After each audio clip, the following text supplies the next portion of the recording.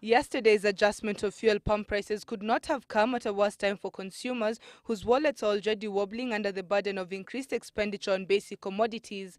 Worse still, the increase in fuel prices adds more pressure on a rising rate of inflation, which has hit 5.4% on the back of high food and commodity prices, signaling tough economic times ahead. Mambo ya kusafiri, vyakula zitaongezwa bei, kila kitu itaenda juu. Shauri mafuta imeongezwa. I've just come from fueling and I saw like 2,000 that it can't reach the same level it used to reach in the tank, so I have to dig deeper into my pockets.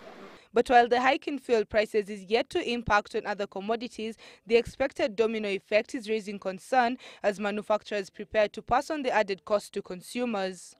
The movement of fuel prices obviously is a global phenomenon that we have to live with.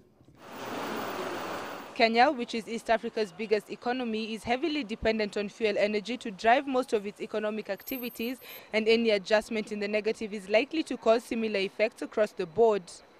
What you're heading for in terms of stabilization of oil for the future is around the $100 mark in terms of dollars per barrel, because cheap oil and easy oil that used to be found is no longer available.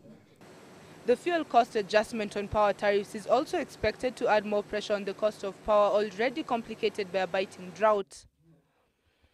High fuel prices may also negate recent efforts to bring down interest rates, as banks will be forced to factor in the cost of inflation in determining their lending rates, slowing down the pace of economic growth. Wanjiru Gaidho, Citizen Business.